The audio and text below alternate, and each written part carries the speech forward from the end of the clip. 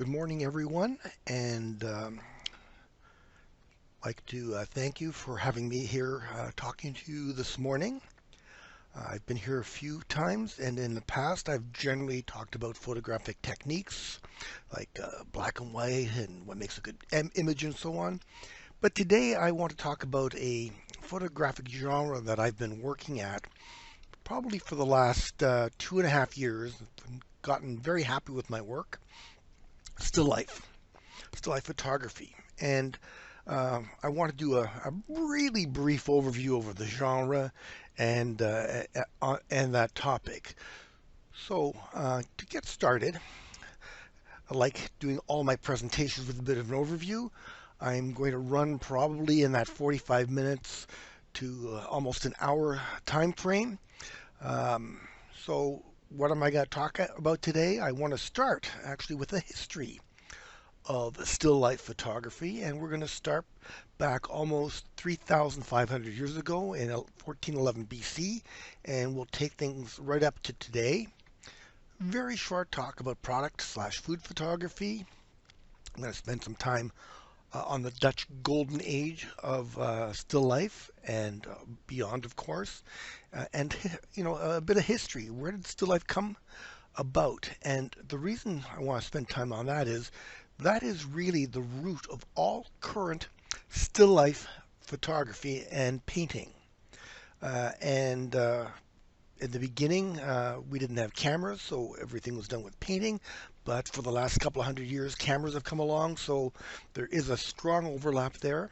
I want to talk a little bit about Canadian still life photography, contemporary stuff. I'm going to spend a fair bit of time on my own work, so I'll bore you with that a little bit. And obviously, I'm trying to convince some of you to become still life photographers. So I want to give you an idea of what you're going to need to do that and some ideas on how to get started, because getting started is always really, I find, the hard part. And before I get going, I want to leave you with something to think about. Photographers are often grouped into two classes: hunters and farmers. Hunters are the ones that go out, stalk their prey, and photograph what they find. And here we're really talking about the wildlife, the bird, the nature, and street photographers. They're really opportunistic, and unless they and their topics happen to coincide, they don't have a picture. There's a second class of farmers, is called the farmers, and these are generally the still life photographers or portrait photographers. Here we, cultivate and nurture our subjects, our sets, our work over time, and then when we're all done that, we photograph those. I suspect that most of the members here at the club are likely hunters. So think about how being a farmer might impact your photography and your outcomes, because you can actually learn and apply that to your wildlife and nature and so on as well. So again, just think about that a little bit and see how you can turn some of these other genres into something that might improve your other base projects. First of all, I'd like to discuss what is still life photography, or still life in general. It's a photographic genre where we depict inanimate subject matter, typically in small groups of objects. We often talk about tabletop photography, and it's almost synonymous with still life, although some still life can be the size of trucks or cars. So it's not just tabletop, but for most amateurs, we're going to spend 99% of our time doing tabletop photography. It does have very, very strong links to still life painting, and that's really there historically.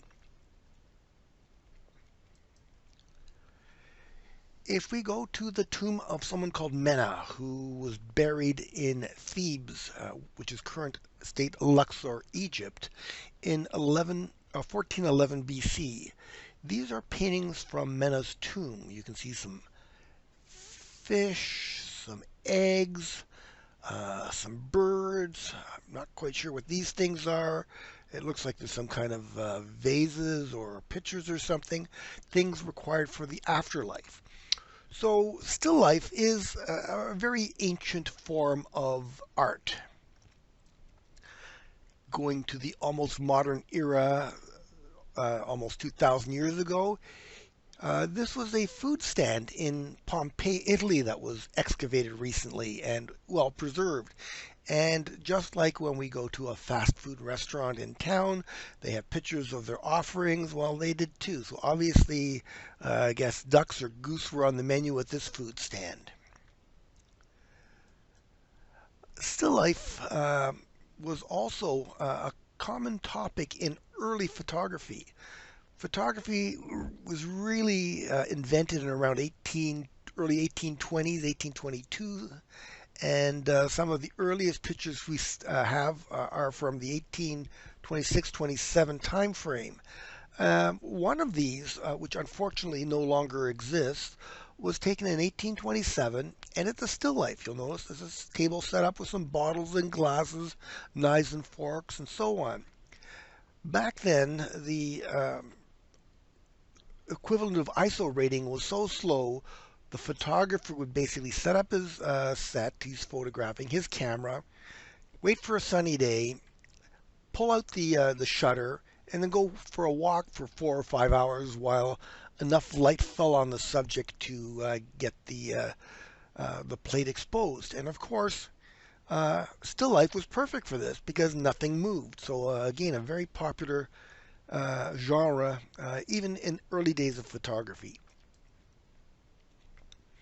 We see a lot of still life in our daily browsing through flyers or through billboards or on the internet because product and food photography are examples of still life. I keep throwing this out around Christmas, hoping my wife will take the hint for this very expensive Hasselblad camera.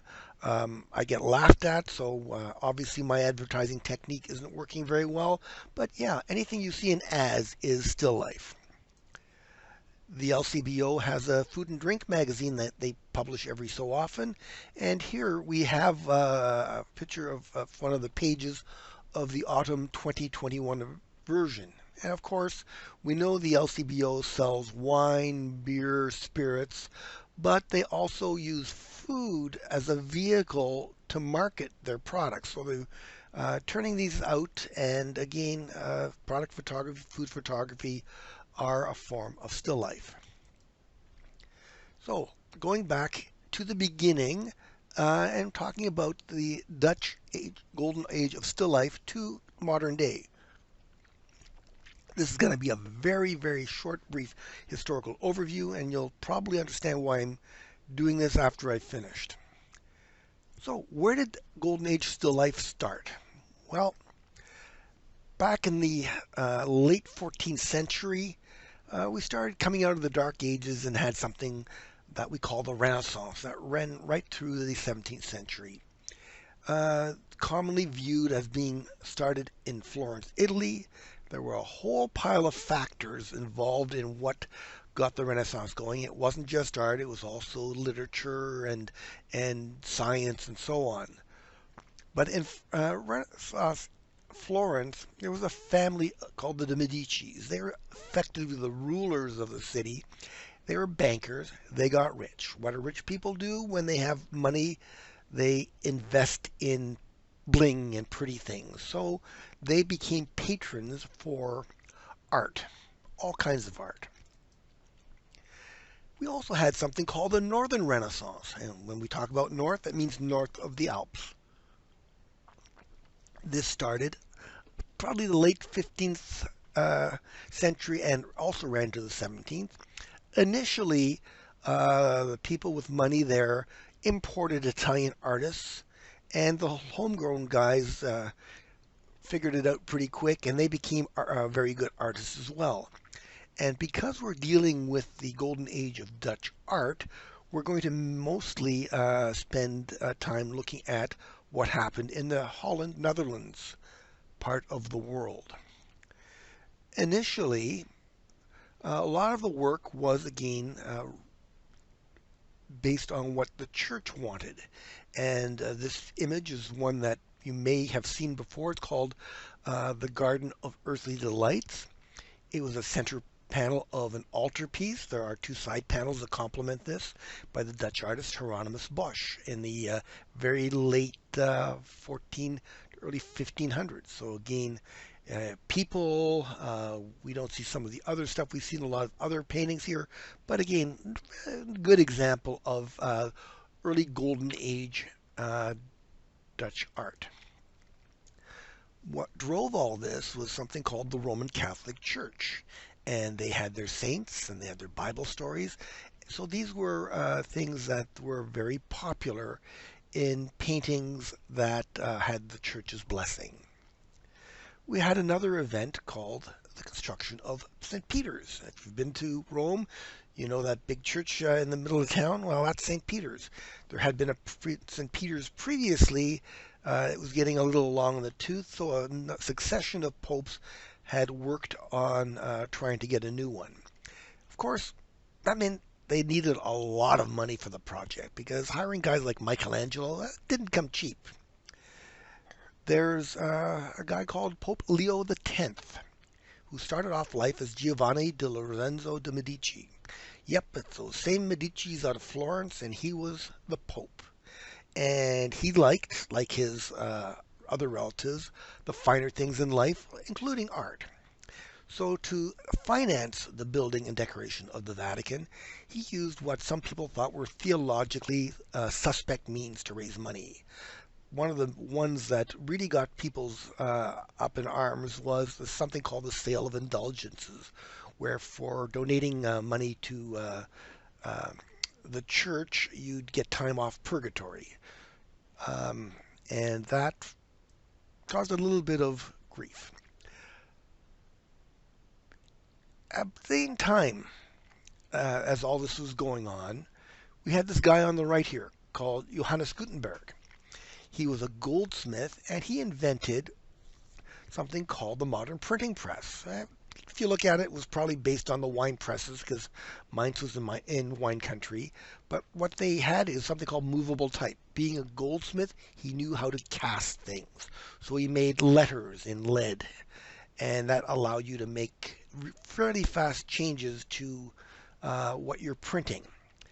This enabled mass communications. This was the medieval equivalent of the internet. A couple of other things happened. The Bible had been translated from some Latin, and these illuminated Bibles that they had, in these very important monasteries and so on, now became commonly available. And not only that, but they were also translated often into local languages, so people could read it, and they would say, "Hey, Pope Leo X, that's not what it says in the Bible. Where are you getting this from?" And they then turned out religious pamphlets to complain about these things. This was a trigger for something called the Protestant Reformation, and these criticisms of how the Catholic Church was interpreting things, like these indulgences that they were trying to sell to raise money for the new St. Peter's. So the Protestant Reformation got kicked off, and the leadership in the northern states kind of thought, why am I sending all my hard-earned cash down to this faraway project in Rome, Italy? I'd rather keep the money here locally. So states in the north broke away from the Roman Catholic Church. And in Holland, in the Netherlands, by 1560, the Dutch Reformed Church had basically replaced the Roman Catholic Church in Holland. You had a revolution. And this is, again, part of the Golden Age of Dutch painting. The Golden Age Dutch still lifes rejected the religious art favored by the Roman Catholic Church.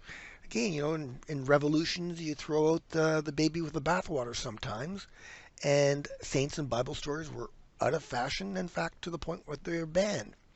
What they were replaced with was highly symbolic still life paintings. The symbolism with everything in these still life paintings.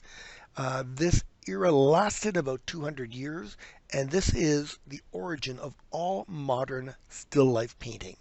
And through that, all modern still life photography for the last few hundred years. So this is a classic still life painting. The reason I picked this one is I just love the way William Claes Heda did his glass and his metal. I just thought he had a wonderful eye for that. So let's talk a little bit about the elements found in every Golden Age Dutch still life painting. They all have a horizon, either a single or double, against a vertical background. You have a central high pivot point where visually everything falls from. These elements that fall from the pivot point are cascade down high to low, and they form triangles, visual triangles. You have the horizon edges broken by elements falling over the edges, which creates tension. There are diagonals in these pieces. We have S curves, and we have a single light source. Most of the time, sometimes you have a little bit of a hot background light called a divine light. So let's examine this painting we just looked at in light of what we just learned. Well, the first one is step one, horizon, single or double. Here's one horizon right here, the edge of the front edge of the table. The back edge of the table is the other horizon, and of course, we see this massive plain vertical background. Here we have this tall piece of whatever it is. It's your single pivot point. You'll notice how things get shorter as they fall away from it in this direction or in this direction. So that is your pivot point and the falling away elements. And if you look carefully, these elements, look at the plates. They're arranged in a triangle. You've got another triangle here where things have connected a little bit. You can see that these plates are hanging over the edge. This handle's hanging over the edge. This lemon is hanging, or at least the lemon peel's hanging over the edge. Diagonals, again, look at that goblet. There's a diagonal. There's a diagonal here with this handle again. There's another diagonal here. S curves, again, if you take a look at how the material flows, there's an S curve right here. Here, you got an S curve in that lemon peel. And of course, if you look at the back, you see this splash of light coming down the wall, that single light. So again, these are the elements you find in every Golden Age Dutch still life. If you want to learn a little bit more about symbolism, I've identified 3 websites you might want to go in to look at. It's very interesting to read what this is about. And again, some of these things that you see, especially if you go into flowers, they wouldn't have been in the season at the same time. So the whole history and how these symbols work and what they were, if you want to, please look them up. It's quite an interesting read. The next big disruptor in this wonderful world of painting was the invention of a camera in the 1820s. If you wanted to have your portrait done, you better have a lot of money, and you better be willing to sit for the painter for days or if not weeks on end. And that was kind of hard on the employment situation of painters. They had to find something else to do, and this is where Impressionism was born. And Impressionism, spawned a number of other genres that have followed us into the present day. So still life painting and still life photography have really been intimately linked since the invention of the camera some 200 years ago. Again, we talked about the Impressionist, Claude Monet, was one. Again, you can see some of the influence of the still life. You still have that horizon line here. You've still got triangles or here and here, but not all the rules are followed. It's a far simpler version of what the classical Golden Age Dutch paintings did. Another more modern painter, about 20 years later, Paul Cézanne, again, you've still got that edge of the table, you still have that vertical, you still have that pivot point where things fall off, you have groups of triangles here. So again, some of those rules are followed, but again, a very, very much simplified version. The next big shock to the still life world came in about 1946 in Italy, Bologna, Italy. A man called Giorgio Morandi. Giorgio Morandi um, had a real reverence for his subjects, and he treated them very reverently, and he had a major impact on the whole still life world. And really, he painted little more than vases and bowls and containers. Um, and he was the first still life, first real still life painter. That's all he worked in. He was a professor of etching at the Accademia in Bologna. And again, just that respect and honoring his subjects was a significant change in how still life was treated. Now, this is going to be my last still life painting. From here on in, there's enough cameras around to take still life pictures, so we'll get into those. Um, we have a number of genres, as I mentioned before. Here is a new Dutch. Again, if you take a look at all those rules we went through, you have an edge, two edges here, you got a vertical wall, you've got a bit of a drop off, you've got a hint of things over the edge, but there's some diagonals here.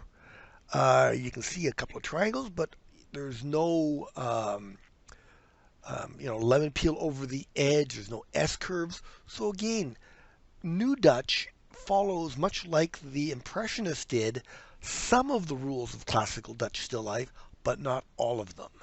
So again, if you want to see more of her work, the reason I picked her is she shoots in several different genres. She also shoots in Numerandi. Now, again, same type of treatment, very simple as Morandi did, but if we look at it, hey, where does ball come from? Morandi wouldn't have done a ball. So again, following the principles of what Morandi had established, but in a far simpler and slightly different way. Other well-known artists, Edward Weston was in the 1930s an extremely well-known, California-based photographer, did some fantastic work. And this Pepper Number 30 is one that I think most still life photographers really like. What he did, he had an 8x10 view camera.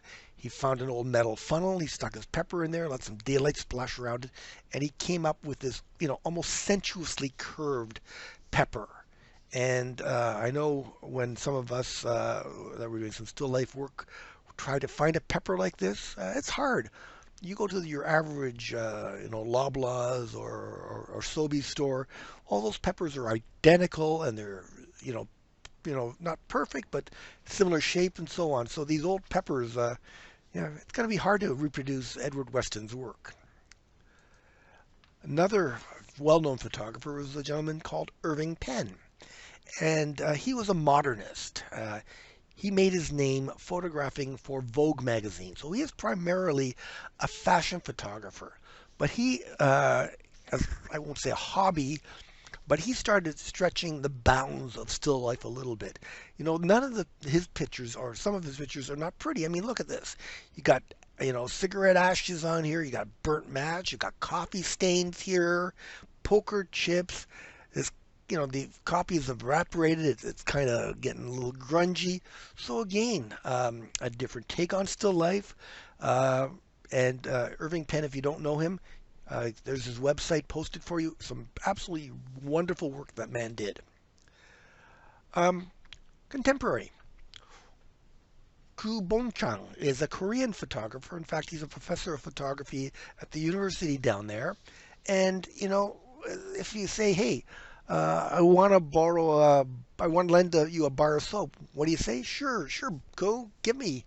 So he got about, I think, 48 of his friends, gave him a bar of soap, and after a while asked for it back. And then he took them and set them up, and he photographed them, and you'll notice it's a row of 12 by 4, I think. This is called a typology. And so he got all these soaps, photographed them, and again, beautiful, interesting work. So when we talk about these modern still lifes. What are they? Well, on the left are the names. You can't read them, of course, but it just gives you this idea of how many different genres there are today. You know, and I don't know if this is all of them, but certainly a great number of them. So still life incorporates a broad variety of different styles of photography. If you do want to read what those titles were, I've actually typed them out and listed them. I'm not sure if you're going to find them called this on the internet if you look them up, but these are generally uh, things you're going to find, and you know, you can always look at which style interests you the most, and you know, try it. It's a lot of fun. Now, I took a master class back in the fall of 2021 with a gentleman called Adrian Dewey. We'll talk about him a little later. And during that master class, we also got to talk either in person or via a video link with four contemporary Canadian still life photographers. And I just want to show where some of these people are going. The first photographer is from Montreal, Gilles Tarabusquite. And what he does is he makes out of cardboard, thin cardboard, hats out of colored paper. He folds them. These are not origami because he says he hates origami. And then he hangs them from a string and he photographs them against the background. And he had an exhibition at the Spau Gallery, I think last fall. So again, I got a chance to see them, and you know, just some beautiful depth of color, really interesting work. Another artist we saw was Joyce Krigo. She was from Ottawa, and she follows some of the trends set up by Irving Penn. Penn actually did a series of pictures of cigarette butts he found on the street. So Joyce went down to Washington, D.C. when Trump was being inaugurated and picked up garbage from the street, bagged it, and took it home and photographed it. And she's very well respected. She won, I think, last year or the year before, an award called the X Prize. So again, perhaps not everyone's taste, but again, exquisitely done. Hospital food. Justin Wanacott is an University of Ottawa photography professor. Was admitted to hospital for some treatment and was bored. So what would you do? Well, they serve you this lovely hospital food, he would arrange it, pull out his cell phone, and take pictures. And what Justin told me, he said, is once the staff noticed he was taking pictures, he felt his food got better. So again, if you're ever hospitalized, you might want to try that trick, see if it really works out that way. Whitney Lewis Smith uses a traditional form of photography. She has these glass plates. She hand coats herself, puts them in an 8x10 view camera, and then photographs some arrangements she's made herself. So this is, you know, again, some plants, some flowers, some butterflies. The little fawn actually came from a taxidermist, and I've seen her at work. I mean, she literally sits on the floor with a big studio light, sets these things up, and because the ISO is so slow, like, you know, 2 or 3, she'll hit this with several hundred flashes of studio light to illuminate them. She develops them and then prints them. Whitney was the most successful local artist in terms of dollar sales for a contemporary artist. Her pieces were selling for $6,000 to $8,000, $10,000 a piece. Justin and Sophie Trudeau own a couple of them, and she would sell probably 60 pieces a year, so she did quite well. Diana Thornycroft is out of Winnipeg, and she had this brilliant idea that I just chuckle over. She took some of the famous paintings by a group of 7 artists. This is one of Tom Thompson's taken up in Algonquin Park, and then mucks around with it. So you'll notice Tom Thompson here relieving himself in a canoe in the middle of the lake. He's attracted a audience of the bear with the megaphone.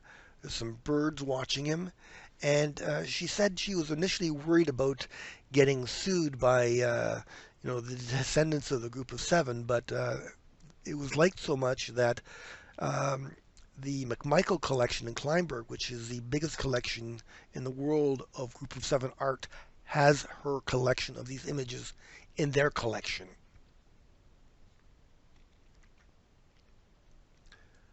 The last photographer I want to talk about a little bit is Adrian Dewey, who's been my mentor for about the last year and a half on some things. He is now out of Almont, Ontario, and was is one of Canada's top food and advertising photographers. If you go to his website um, and take a look at his client list, he is definitely one of the A-list photographers. The biggest corporations in the country and in the world hire him to do their work. And where I got to know him is he teaches at the School of Photographic Art, Ottawa, SPOW.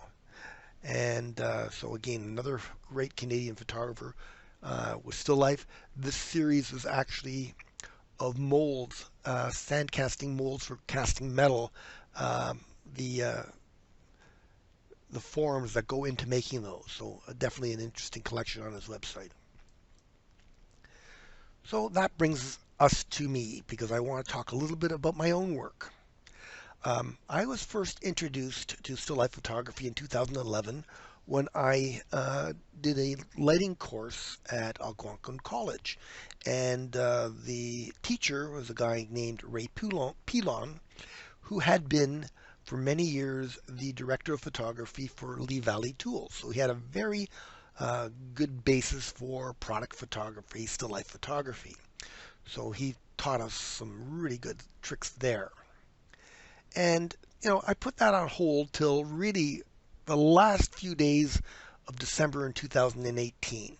And what drove that is two things. First of all, the RA Photo Club, where I'm a member, had a still life competition, and the Kanata Senior Center Camera Club had a winter challenge.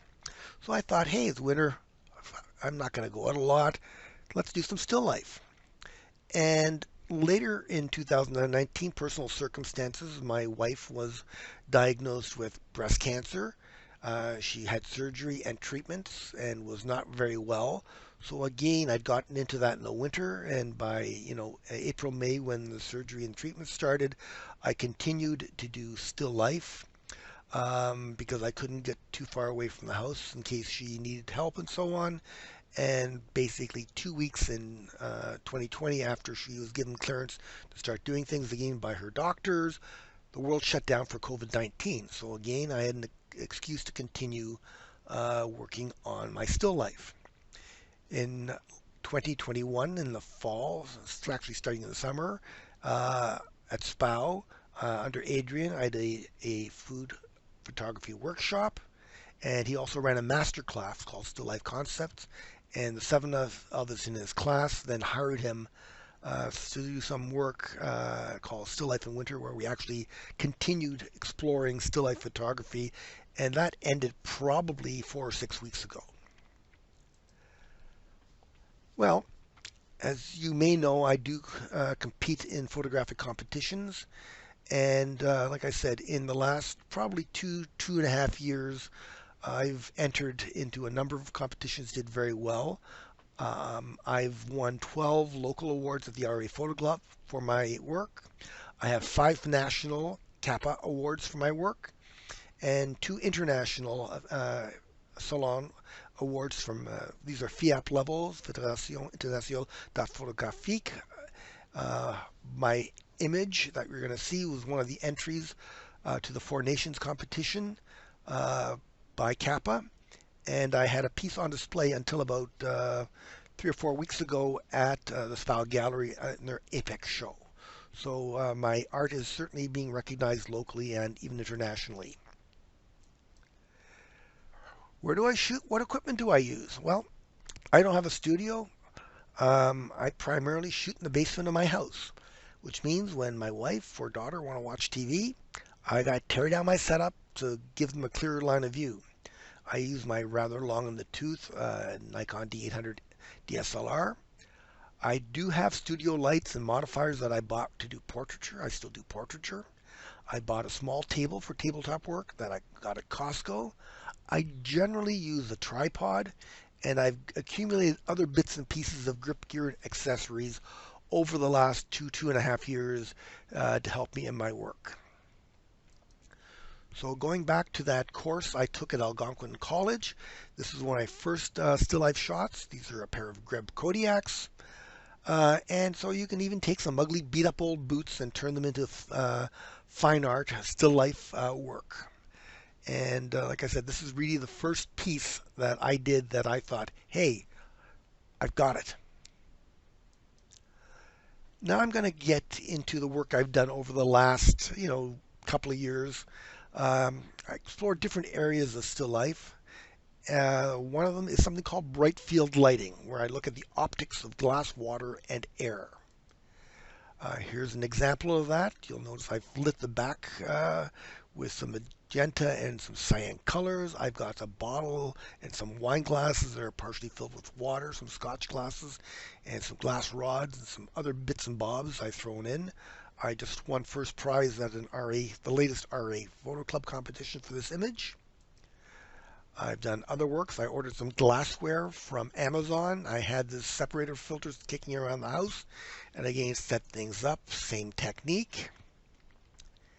And this really is my first work. And the reason I wanted to show people this is to show you what kind of setup I use. So again, you see the glasses, the backlighting.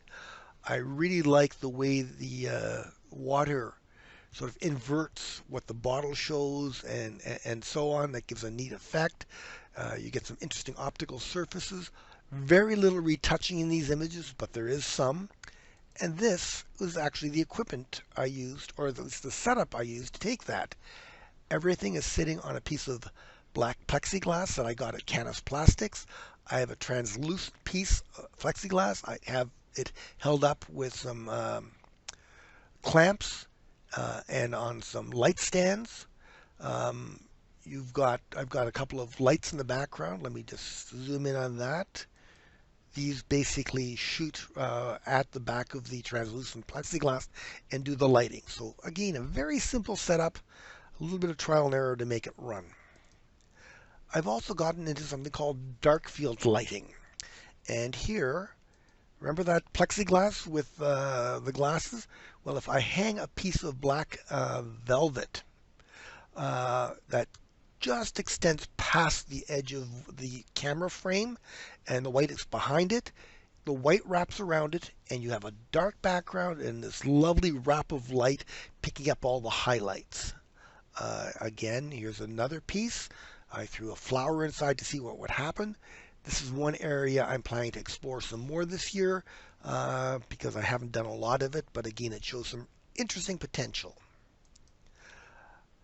I also looked at some ideas of, how do I make these backlit images a little more interesting? So I call that textured backlighting.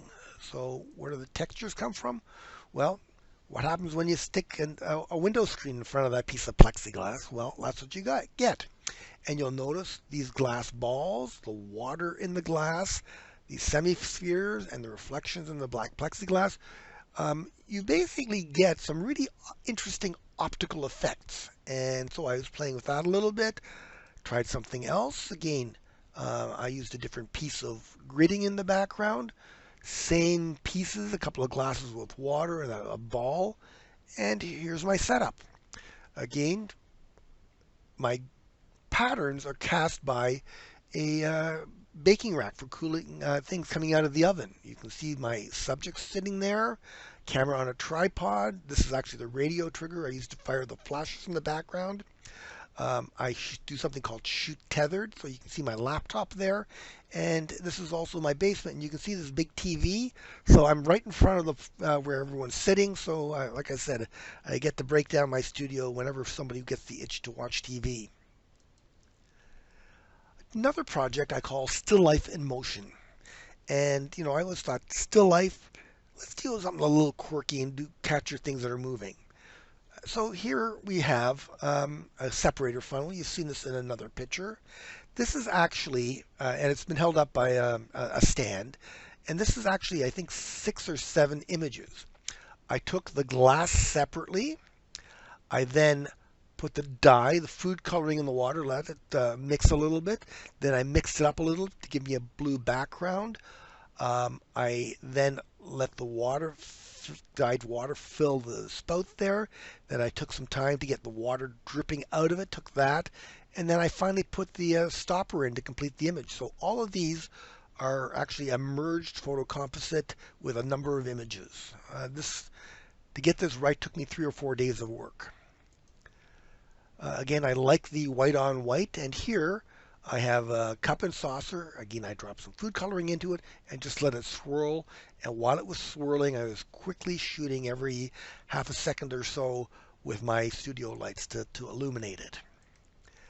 And my last of these shots I'm going to show, this is one that won national, local, and international awards. I lined up 3 wine glasses exactly. You notice how the stems all line up. I put water in the back one and the second back one. The front one's clear. I dropped some food coloring in it and started shooting away. And then I cleaned up the foreground a little bit. I lit that separately. So another image that I'm very, very happy with. I said I took a food photography workshop, so I'm going to show a few images that came to mind after I'd either during the course or finished it. I was collaborating a little bit with my daughter who has a garden. I said, okay, let's take a picture of what you're doing. So again, I got an old bowl that we picked up in Tunisia actually, made of olive wood. So some of her kale, some of her lettuce. The pork parsley is store-bought. These are her tomatoes. The red onion store-bought.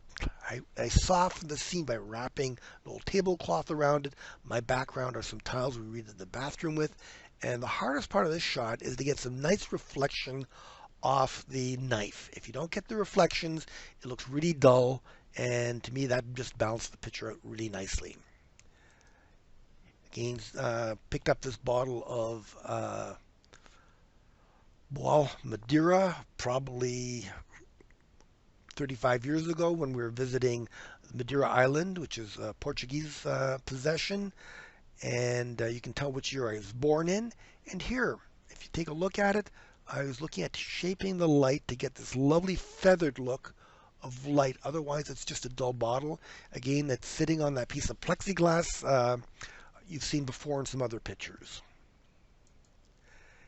And finally, this was actually some homework from my still life class, and we were told to get some oranges, make it look like you're taking this at high noon. And at high noon, the shadows are very distinct, very hard. The light is very hard. You get all kinds of specular highlights from the freshly cut orange. Again, hard highlights along from the cutting board. And again, just another very pleasing still life image in my view. Now, I'm going to run a short little video which shows you a project I'm working on. And I'm going to go through it. But these are raw eggs. I had spray painted the egg tray white to give it a little more contrast. At Costco, I bought some white and I bought some brown eggs. I had spray painted an egg black. I ended up not using it. And I am happy to say I was doing this on the basement floor. I did not break a single egg. I'm proud of that. Normally when I use eggs, I try to hard boil them, but there's just too many. So I turned this into something called a typology. We talked about that with an earlier picture we saw. So these are all taken in the same light. And again, so it's really a story about integration in housing. So we have an area of white eggs, then a brown egg moves in, then more brown eggs move in. Pretty soon they start taking over the neighborhood. They're squeezing out the white eggs, and then the white eggs finally move out. And the white eggs, well, after they moved out, the neighborhood deteriorates a little bit. It's gone brown. Prices come down, the white eggs start moving back, and in the end, you get an integrated neighborhood. Sort of, that's the story here. So again, a little bit trite, but what the heck? This is done well in competitions. Did another series called Chopsticks and Teapots. Why? Well, My daughter right now lives in Japan, so I got her to send me 26 pairs of chopsticks. They're not cheap. I actually ended up paying $80 for them plus shipping. And I arranged them on some porcelain plates. I just thought that, they have a very nice flow to them. They break the edges like in some of the classical Dutch still life paintings. I did another set, which also did very well in competitions. And this one was based on some of the problems my daughter had when she first moved to Japan. She was the only white person around, and it's a very insular society. So again, a little bit of symbolism here, but again, 24 pairs of red chopsticks, not one pair of white, and it's I think a very effective image too. Um, some of you will have seen this image before. This is one of my winter projects of a couple of years ago. Again, the same set of good dishes, porcelain teapot. But what I did is make it interesting. Put a little drop with an eyedropper of tea on the spout. So it's very monochrome, except for that little bit of brown tea. This was part of that Canadian entry to the Four Nations photo competition. And my final teapot, believe it or not, this is a teapot. You'll see the Japanese cast iron teapot. It's sitting on a trivet. And then I put that on top of a wok ring. And I did a pizza shot straight down. And again, just very, very nice graphic image. Another series that I do every so often, I call these whimsy. These are just sort of playful images. This one is fork waves. And again, if you take a look, I've got some forks, kind of a little bit like, waves on the ocean or the Great Lakes. I hit them with a very shallow flat light so they cast interesting shadows. I like shadows. Here's another image. And again, two forks. I spray painted the egg black, and then I hit it with the light to cast a very hard, distinct shadow. I did it in black and white, and I left a lot of noise, digital noise, in the image. And again, I think it's quite effective. And this is one I was chatting with my grandson one day, and we are talking a little bit, and he was coloring with crayons. So I got myself some Crayola crayons. I got myself a paintbrush, and then I photo composited them together. And I call this a tool for a young artist in a hurry. My current project is one I call Bugs I Found in My Toolbox, and you'll see why in a moment.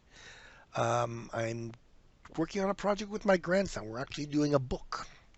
And this is me photographing some tools. I've got a white piece of cardboard.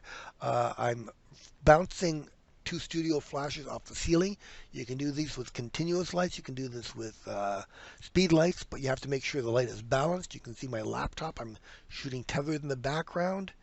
You can see this is actually not one I used. This one I hadn't quite focused, but you can see it coming up on the screen. I can actually fire my camera and flashes from the laptop.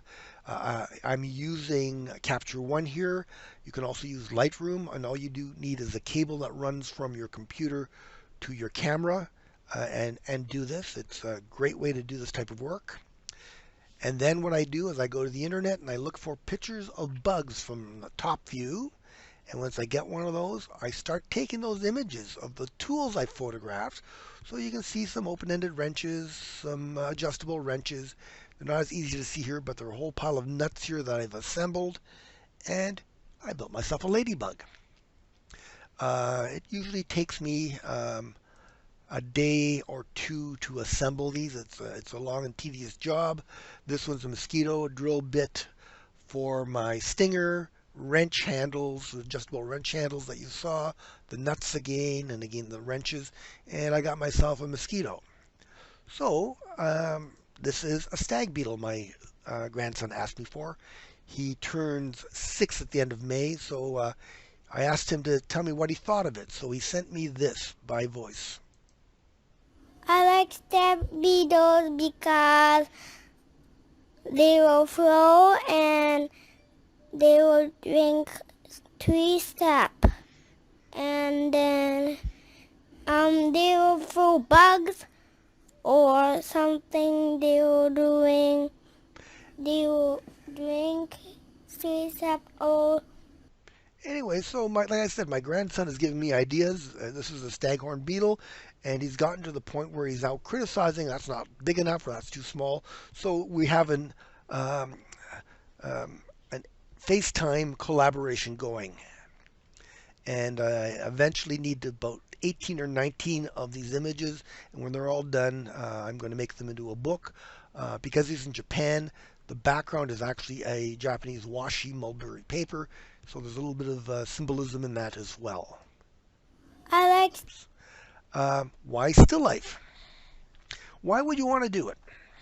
Getting out of my that was my last picture, but I want to encourage some of you to try it. Well, first of all, you can do it with very limited equipment, and some of the gear you need as well is often very inexpensive. As you can see, it can be done from the comfort of your own home. You know, we're getting older, and there's no need to drag all these heavy lenses and equipment for long distances. And again, you don't need a big studio. You know, a guest room, the basement. I know someone that's set up in the living dining room. It doesn't take a lot of room. And the beauty, in my view, is the photographer is in control of everything. There's no need to wait for great light, lack of rain, good weather. But it has a scary part. If something goes wrong, you're 100% in control. Everything that goes wrong is your fault. So again, no pressure. So when we talk about still life lighting, let's start really simple. This was taken back in March. This is my kitchen. I'm looking out into my backyard, which backs onto March Road. And again, it faces north. North light is wonderful. If you can have one of those, it's wonderful light for even portraiture. Then I got this old little rangefinder I'd found somewhere, and its case, stuck it on my wooden table, got my cell phone, and voila. It literally took me about 2 minutes to set up and take this still life image, which is actually not too bad. Other lighting, nothing to stop you from using a speed light. Like I said, you saw I use Studio Flash, and you can also use continuous lighting. Studio Flash has a modeling light. Continuous light is again, you can see it's what you see is what you get. It's a good tool for doing this. If you shoot tethered, trial and error by speedlight doesn't take a lot longer.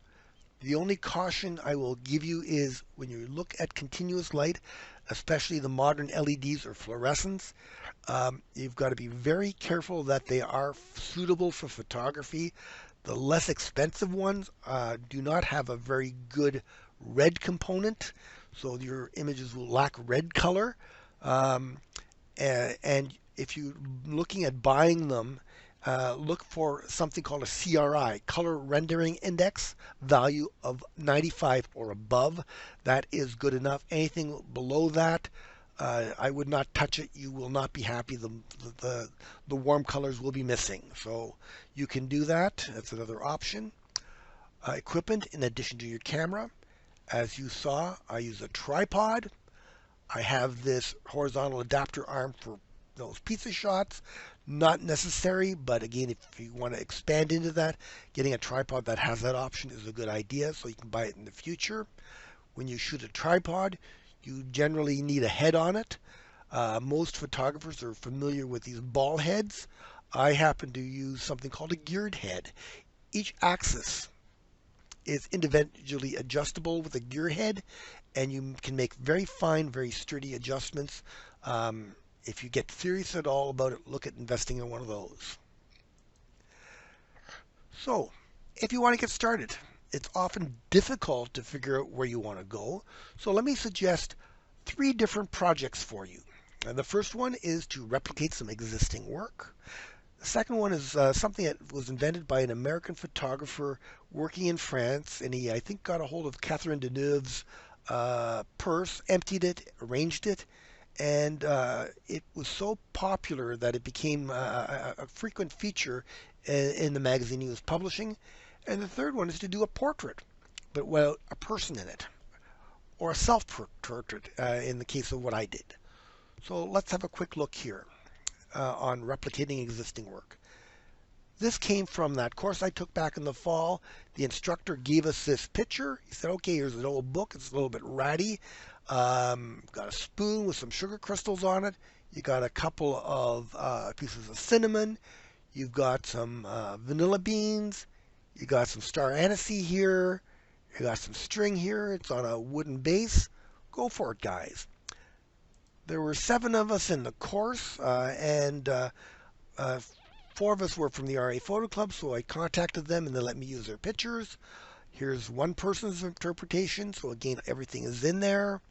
I did this one, so again everything's there.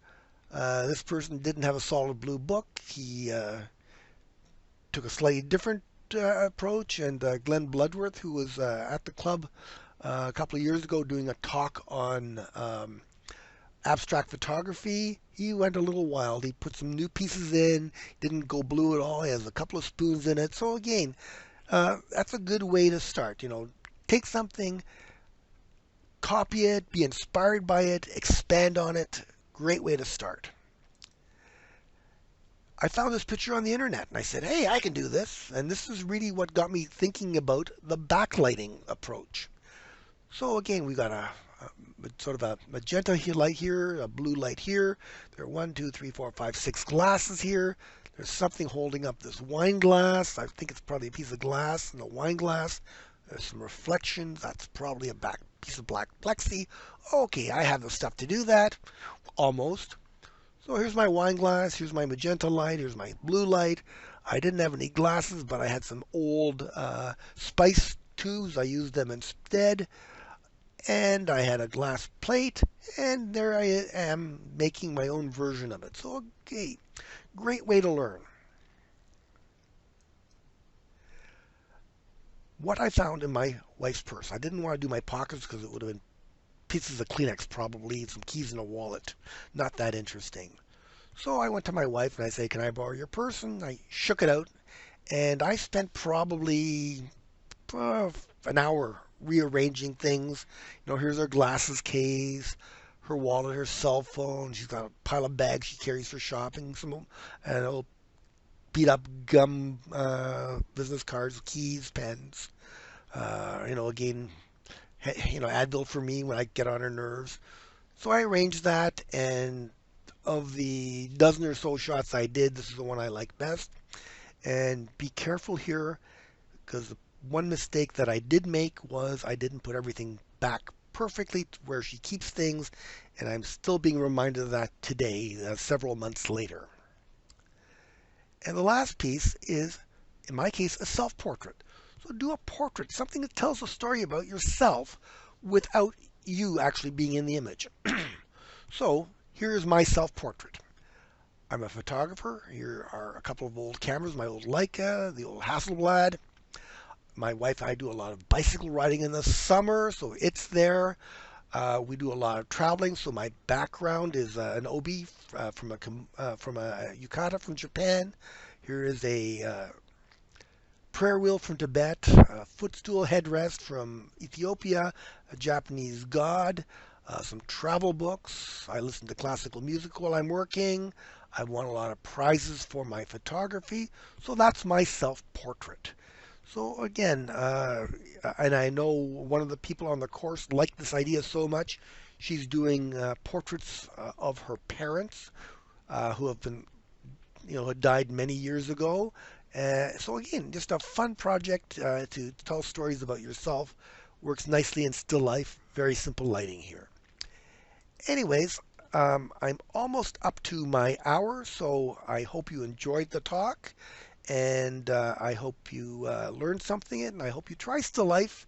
And again, answer the question that I asked at the beginning. Are you a hunter or are you a farmer? And would you mind trying being the other one just to see what happens? So thank you, and I'll take any questions you have now.